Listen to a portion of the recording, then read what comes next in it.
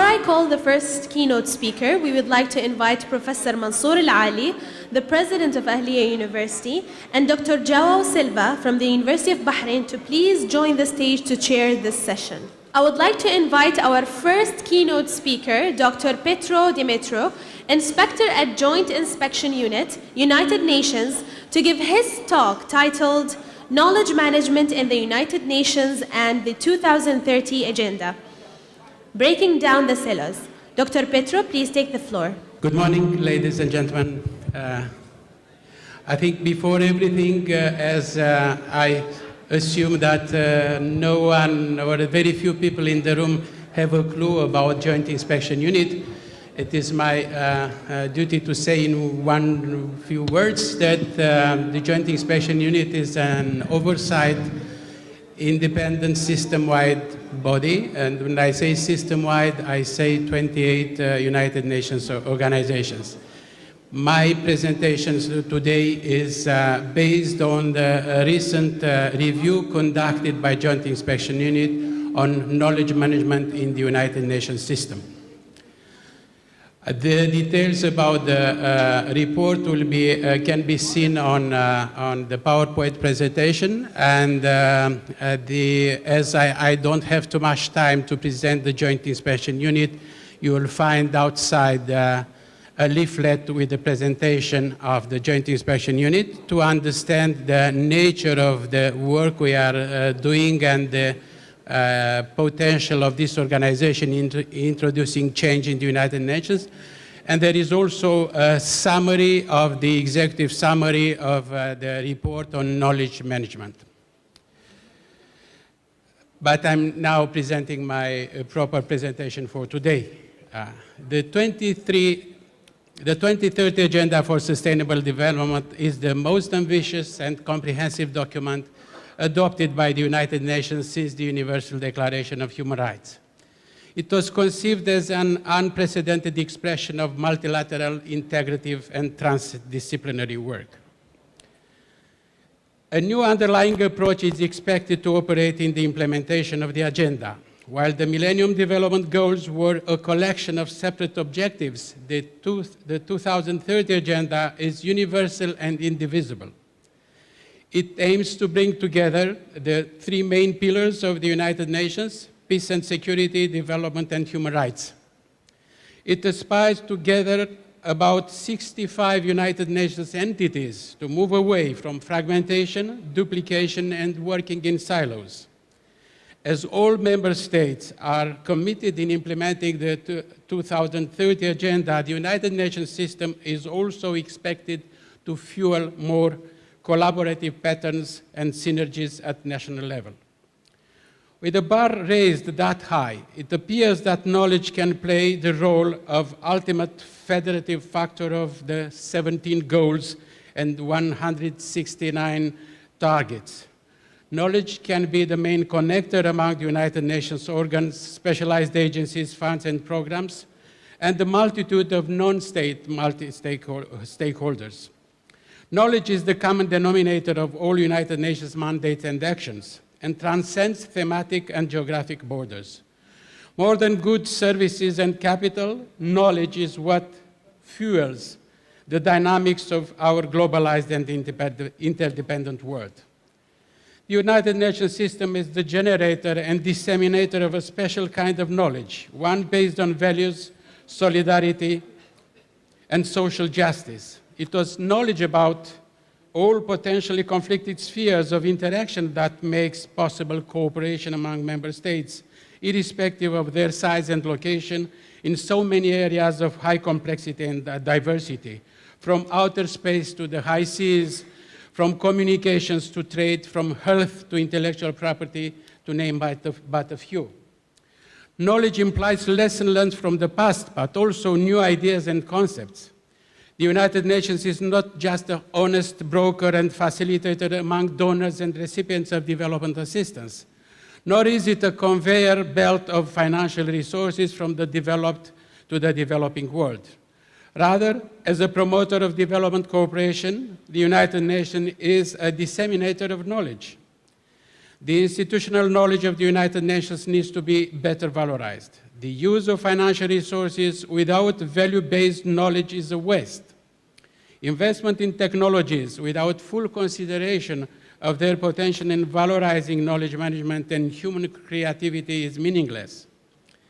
In order to be more than a good concept, the 2030 Agenda for Sustainable Development needs the active mobilization of knowledge generated and shared in the service of global public goods by the United Nations system in a systematic and cooperative way.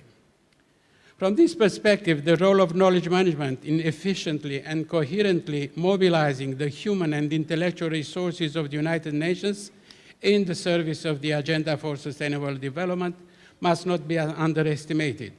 Moreover, knowledge and knowledge management can motivate the United Nations system organizations to break down the silos of work deplored by so many so often. Ladies and gentlemen, these were the assumptions that led the Joint Inspection Unit to conduct the review on knowledge management in the United Nations system. We wanted to convey a number of key messages. I would only like to highlight some of the good intentions borne by this report. One, to increase the awareness of knowledge as an essential and vital resource of the United Nations system. As intangible and difficult to measure as it may be, knowledge should be managed with responsibility in a coherent and a comprehensive way. Why should we always be worrying about the waste of money, but indifferent to the waste of knowledge? Two, to convince managers that the vision of knowledge management is necessary everywhere, irrespective of the size of the organizations and of the specific areas of competence. Knowledge is renewable energy. Like all forms of energy, it should be produced, stored, made accessible, used, and reused at reasonable cost. Haphazard production and wasteful use of knowledge are not efficient and do not increase the competitiveness in delivering global public goods. To put together, the third intention was to put together a sample of good practices and alternative options for knowledge management strategies, as well as a number of conceptual and practical options to build and implement such strategies. The examples provided in the report are not theoretical constructs. They are extracted from the work of pioneering organizations which took the initiative to introduce and test knowledge management in their business model. Four, to stimulate system-wide dynamics. The report does not treat the 28 United Nations organizations on an equal footing. It sheds more light on some front-runners organizations that have done more than the average on knowledge management and whose achievements may be emulated by other organizations. Five, to recommend concrete actions individually and the system-wide level. The 7 formal recommendations and the 7 soft recommendations may be seen as a plan of action at system-wide level. 6, to remind all stakeholders once more on the prevailing role of human resources over the technological enablers in implementing knowledge management. Our choices of knowledge management tools should be not technology-driven. On the contrary, our choices of technology should be knowledge-driven. A survey conducted during the review confirmed that there is a broad popular support for knowledge management among United Nations staff members. The review also showed that there is a middle class of knowledge management brokers of high expertise in all organizations whose intellectual energy should be better valorized. 7, to suggest the role of knowledge as a silo breaker, as an integrative and federating factor in all organizations expected to contribute to the achievement of the Sustainable Development Goals by member states. Beyond rules, regulations, political declarations, and institutional arrangements, knowledge may indeed help make the United Nations organizations act always like a system. 8, to show that knowledge management is not an ephemeral buzzword, but a feasible and realistic policy assumption. Much to our satisfaction, the report has already produced some movement and action in favor of better use of knowledge in the service of the United Nations objectives as an incentive for global partnership. Reflections of new strategies and policies has started in some organizations. A system-wide collaborative platform on Yemen has been reactivated, and the General Assembly adopted a landmark paragraph on knowledge management and in its resolution 71/423. Ladies and gentlemen, distinguished professors, dear students, the Joint Inspection Unit report found out that knowledge management remains a challenge for the United Nations system organizations in their attempt to systematically and efficiently develop, organize, share, and integrate knowledge to achieve their cross-cutting goals. Some organizations still seem unable to extract themselves from costly functional silos and instead tolerate expensive duplications and reinventions of the wheel. The proliferation of uncoordinated or difficult to access repository of information has often had a negative impact on staff and decision makers' ability to find relevant contents quickly, as well as on the overall cost of content. Knowledge benefits are both reaching and hard to measure, as some speakers emphasized yesterday. Knowledge management prevents waste of money, time, and resources, but one cannot measure what is prevented. It is difficult to quantify the time spent in or the cost of finding the right information or reproducing the knowledge that already exists, or using obsolete instead of up-to-date information, or investing in technology without assessing its potential to improve the availability and accessibility of knowledge. Overspending money is easily detected, but overspending time is almost neglected. Knowledge management benefits are not achieved directly nor overnight. The prevention of errors and the savings that are often achieved through better use and reuse of existing knowledge are practically invisible in accounting terms. But the risks of not adopting knowledge management strategies are considerable.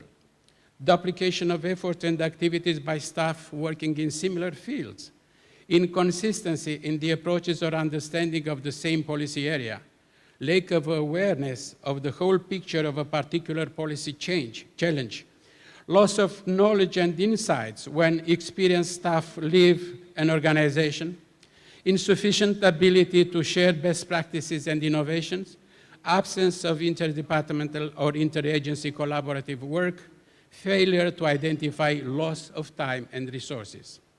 The review found that knowledge management would be an important contribution to the implementation of the new holistic and collaborative approach on which the 2030 Agenda for Sustainable Development is based.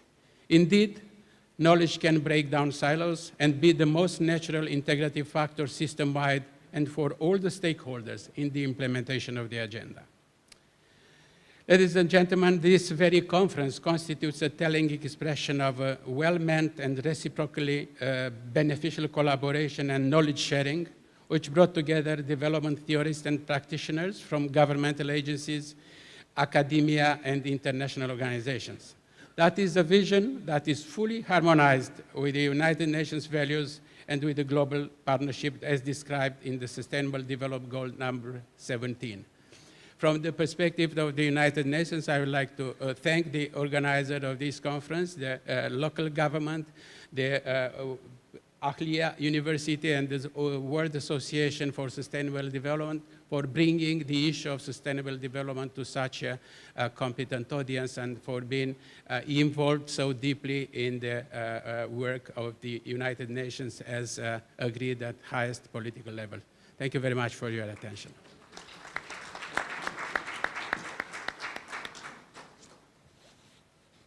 Thank you very much, Dr. Petru, for a very interesting speech. As you know, that knowledge management obviously means managing the knowledge of humanity, accumulated knowledge over the years, knowledge in many disciplines. So obviously, I'm sure you have a lot of questions for Dr. Petru. So anybody has any questions? Yes, Professor Amr. Thank you very much for this presentation. There's no doubt that knowledge and knowledge management has become an important part of the process of development. Now, the United Nations have about 200 countries today, but the fact of the matter remains that these countries are divided between the rich, who are very few, and the poor are the majority. Now, in order to implement knowledge management, you need to have infrastructure. Many of the developing countries may not have the means in order to be able to practice knowledge management. And these developing countries, they need help and assistance, whether it is in terms of knowledge transfer, technology transfer, finance, and what have you. Is the United Nations doing anything in order to put these kind of theoretical ideas in practice to help these developing countries, or just knowledge management for the sake of knowledge management? Thank you. Thank you very much, Professor. Of course, this is a very pertinent question, and I will try to respond it somehow, not entirely. So first of all, it's about the ambit and the scope of the report I did present here in a few sentences.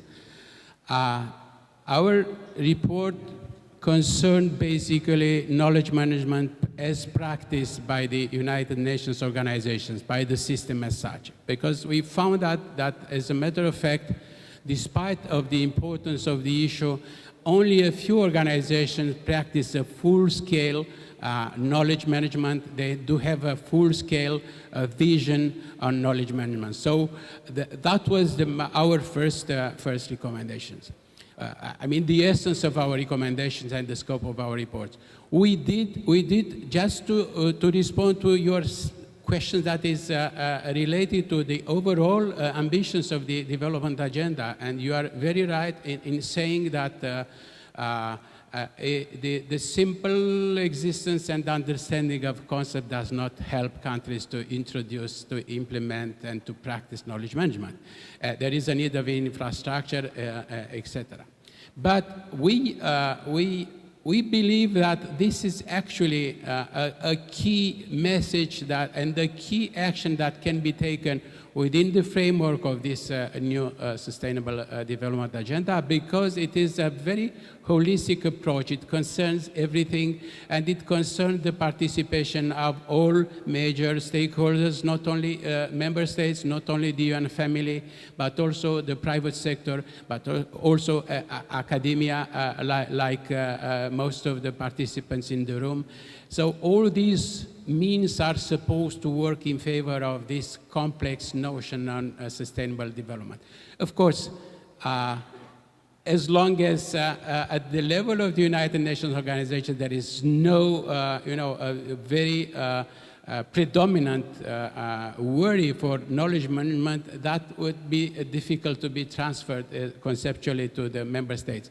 However, I believe that there is at this point in time enough energy, and I would come on what line that I mentioned during my presentation, the fact that for the first time the General Assembly endorsed the importance of knowledge management and called upon all member states and all participating organizations and actors involved in the implementation of the development agenda, knowledge management. So that will come somehow in the whole exercise of implementing this rich universe of sustainable development goals.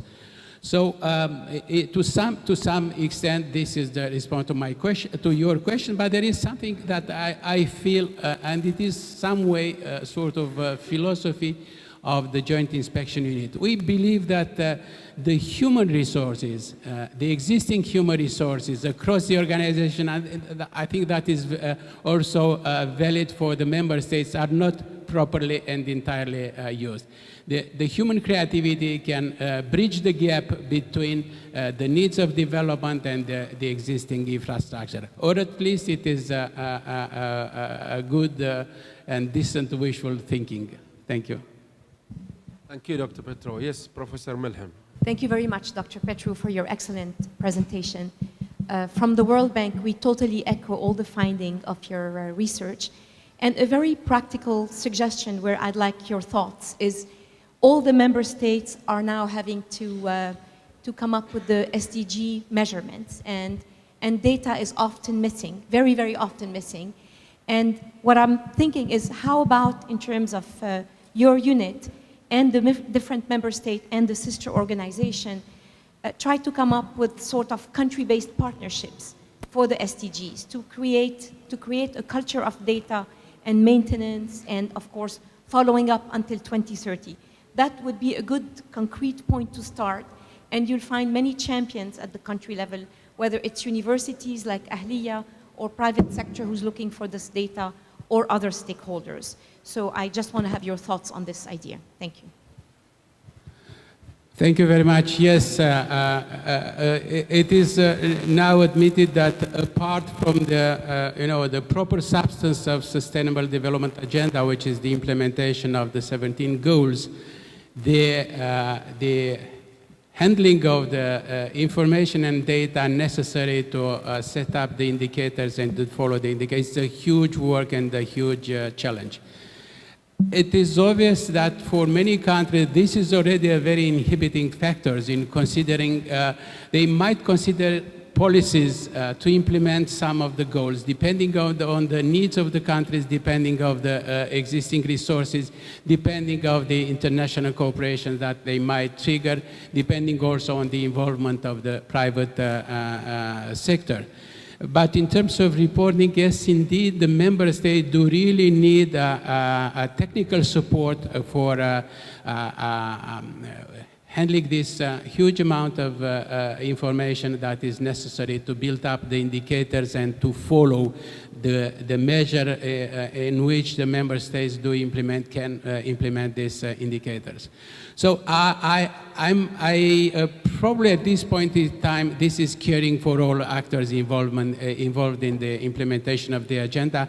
But as you said, I think with more attention paid to the potential contribution of other stakeholders like the private sector, like academia, the research done by the universities, the richness of data available in the hands of the private sector, this issue of indicator can also be overpassed. But it is obvious that this is a considerable challenge. Thank you for your question. Thank you. There's room for one more question, last question.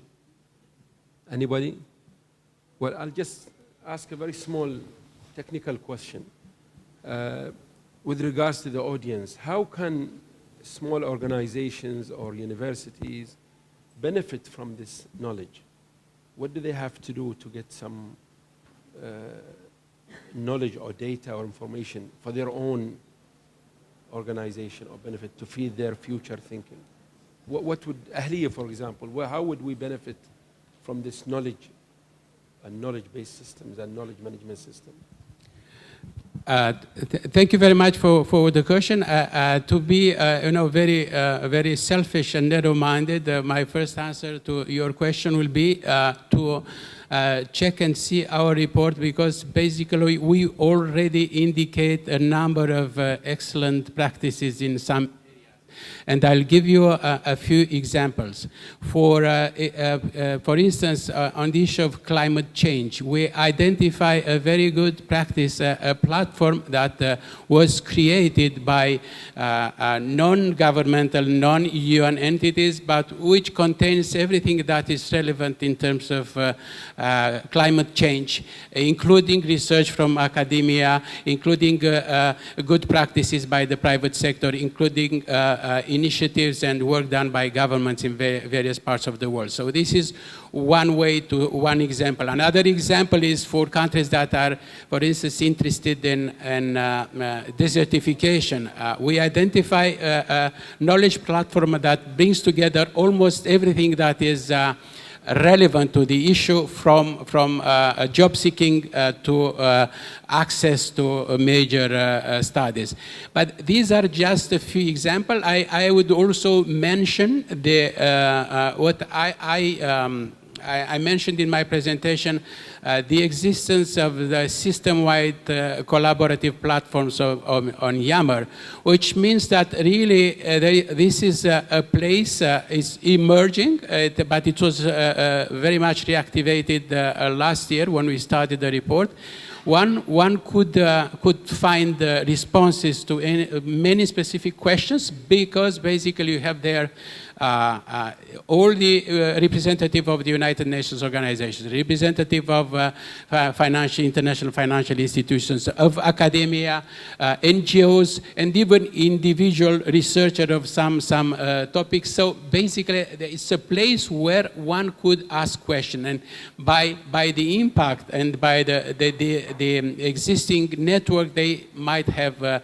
answers to their specific questions. Thank you very much. Please join me in thanking Dr. Petru for his wonderful speech. Thank you.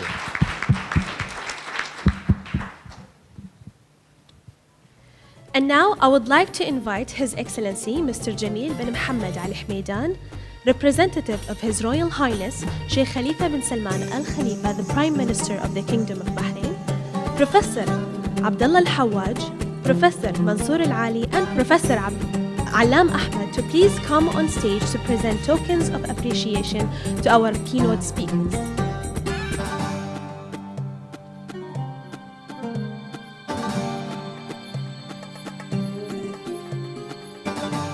Dr. PETRU DUMITRIU,